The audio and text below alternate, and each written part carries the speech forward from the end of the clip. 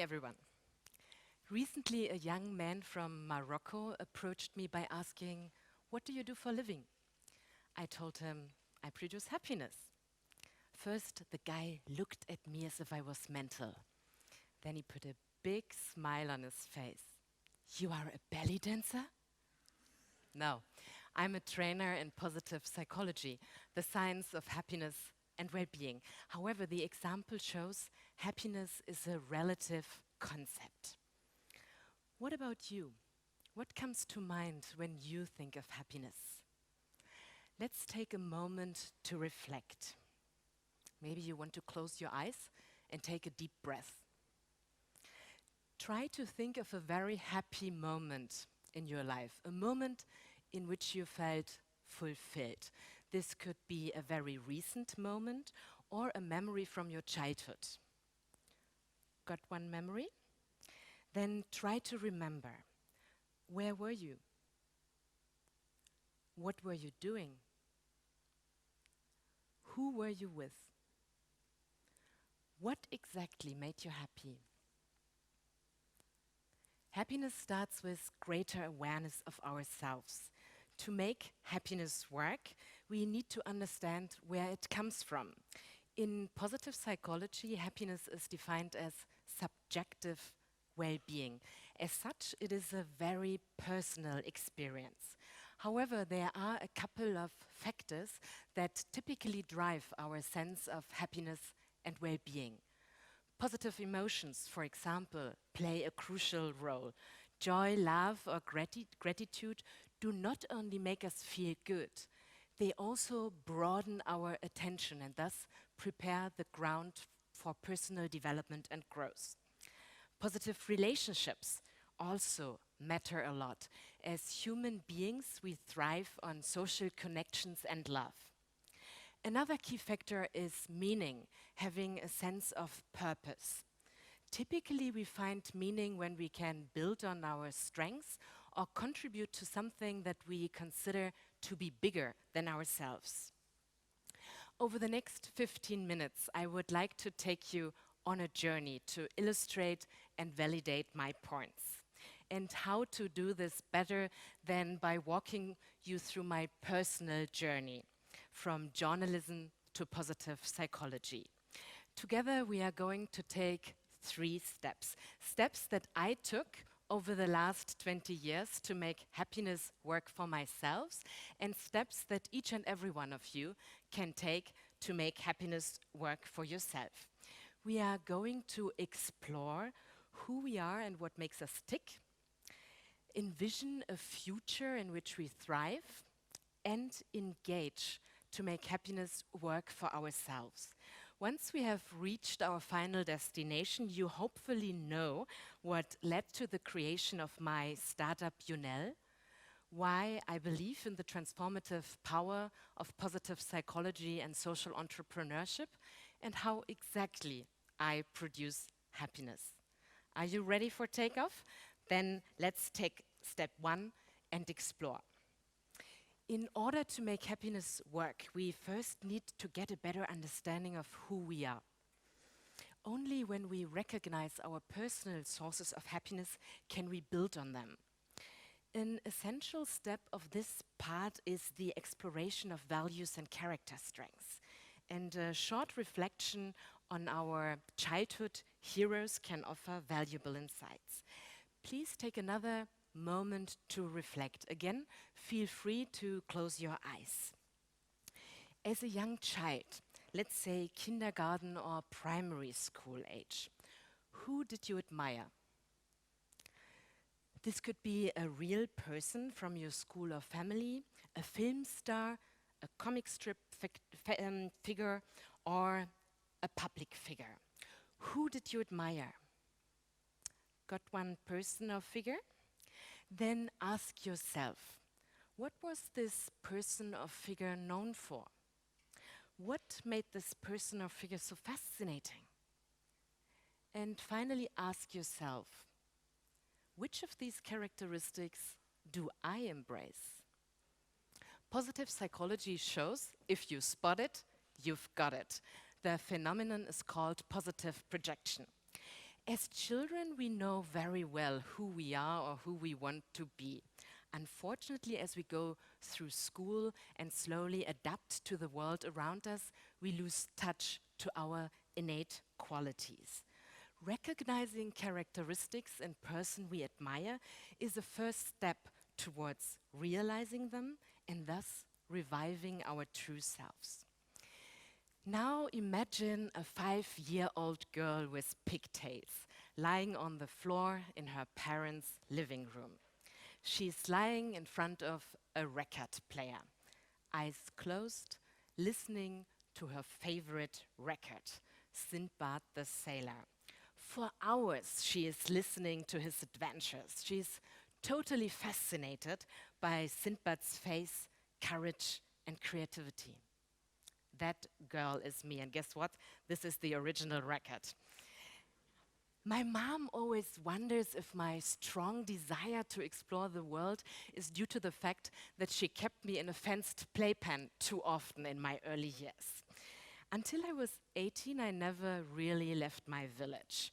I spent my childhood on our little farm, playing soccer or fantasy games, and every night my father was reading the Bible to us.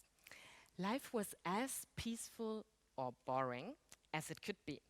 Only after journalism school did I get the chance to explore the world, like Sinbad. My first destination, Johannesburg, South Africa. Surprisingly, the German press agency had accepted me for an internship. Johannesburg was a pretty rough experience. My new home looked like a fortress. Work confronted me with HIV, racism, and crime. In the late 90s, Johannesburg was known as the most dangerous city in the world. And of course, I got in trouble. I got hijacked on a public train. It was a sunny day in the late 98. My friend Kerstin and I were on our way to Pretoria. The train was about to leave the station when suddenly we were surrounded by 5 big men with knives. Don't take off your clothes!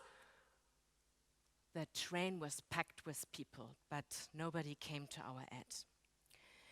At the next station, the robbers went off with our luggage, credit cards, and keys. Again, nobody stopped them. Thank God, ultimately we got off lightly, but the incident left me with a scar. Back home, it had never occurred to me that the world outside my village was less peaceful. Suddenly, my happy Sindbad view of the world was turned upside down. A turning point. I was traumatized. Still, I decided to stay. Inspired by President Nelson Mandela, I thought, if a man can spend 27 years in prison and forgive his enemies, I should be able to cope with such a minor incident. Suddenly, I was on a mission.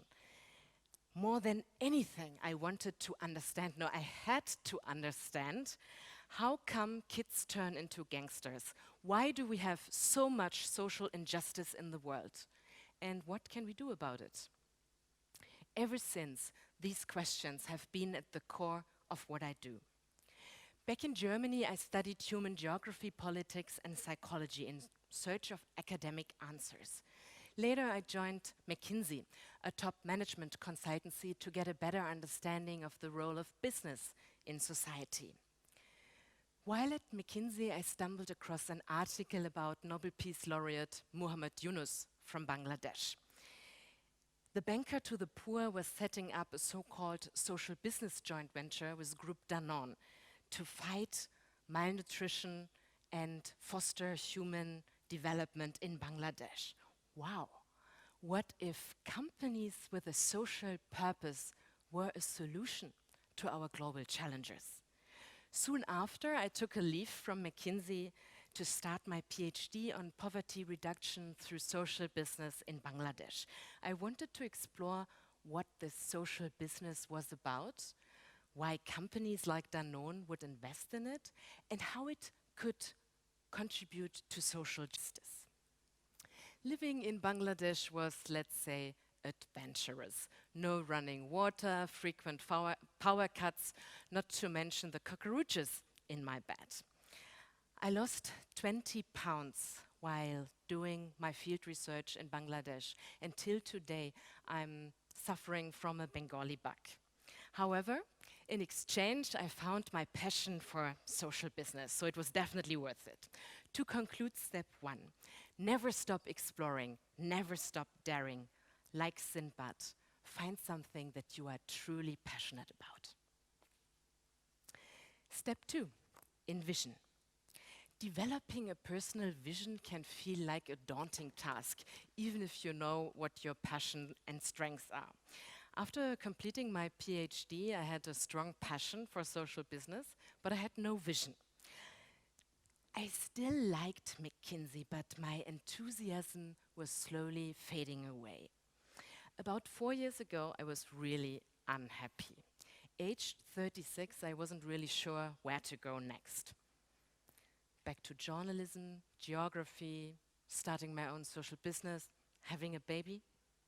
Facing my growing frustration, a senior McKinsey director told me, Kerstin, you are suffering from the golden cage syndrome. And he was right. Staying with McKinsey meant great people, great salary, great perks, but little chance to follow my passion for social business. I got back on track when I met Harvard professor Talben Shahar at a McKinsey training. Talben Shahar is a leading positive psychologist from Harvard University. His lecture on positive psychology blew me away. He explained how happiness can accelerate positive change. Positive emotions broaden our focus. They literally expand our mind. Happy people are more creative, more altruistic, and more resilient. Happy people have the power to change entire societies for the better, like Muhammad Yunus and Nelson Mandela. As such, happiness is not a nice-to-have goal. I believe it is key to human development and essential to overcoming the global challenges of our time. Suddenly, the different pieces of my puzzle were falling together. What if a combination of social business and positive psychology could help me to unleash human potential for positive social change? Soon after the lecture on happiness, I joined a part-time education in positive psychology. 4 weeks later, I quit my job with McKinsey.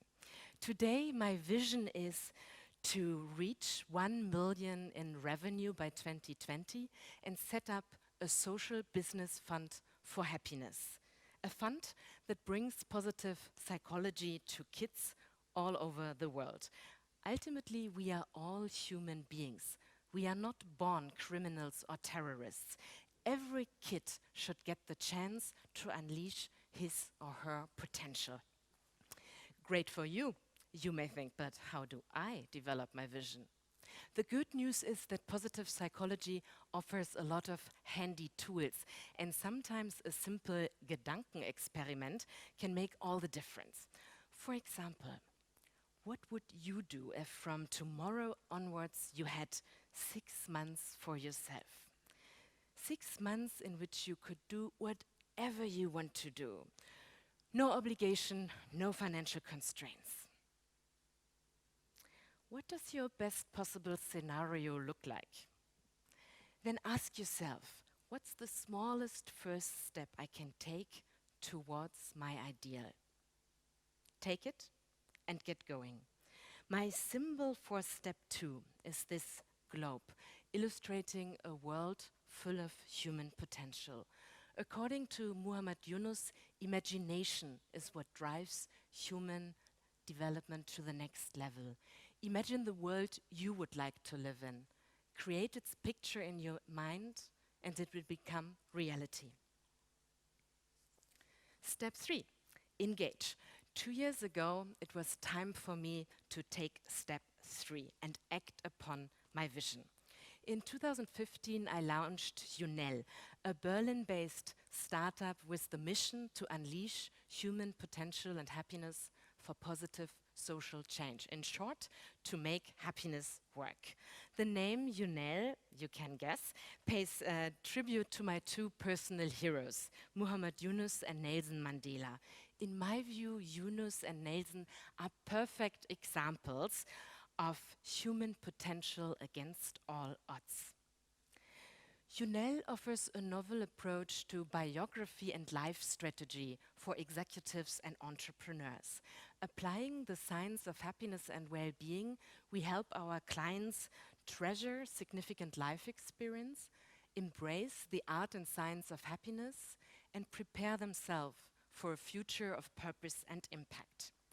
The outcome is always unique: a biography in book format or a personal happiness map.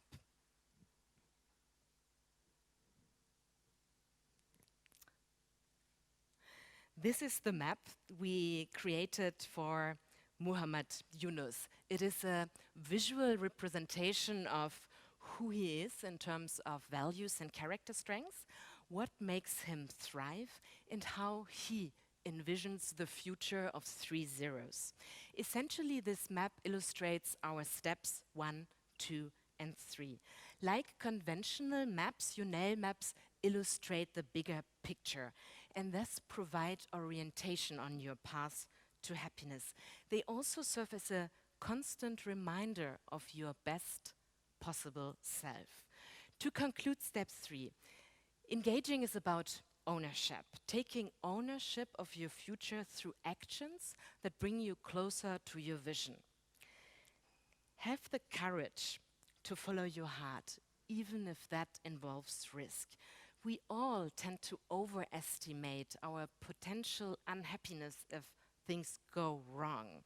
But people who embrace risk actually report a greater degree of happiness. A first action that you can take to mitigate fear or doubt is an easy one. It's called hunting the good stuff. It's an exercise to cultivate positive. Every night before you go to bed, ask yourself, what are the 3 good things that happened today? What am I grateful for? This could be a kid's smile, a good chat at work, or a walk in the sun. Also ask yourself, what was my part in making this happen? By doing this exercise, we become more aware of the good things in life and our own role in shaping them. I do this exercise every night. Tonight I will be grateful for the opportunity to share my story. I have brought three symbols to illustrate my journey. Let Sinbad encourage you to explore who you are at your best. Let this globe inspire you to envision a future in which you thrive. And let Yunus' happiness map remind you to engage, because happiness does not simply happen to us. It is something that we make happen, step by step. Thank you very much.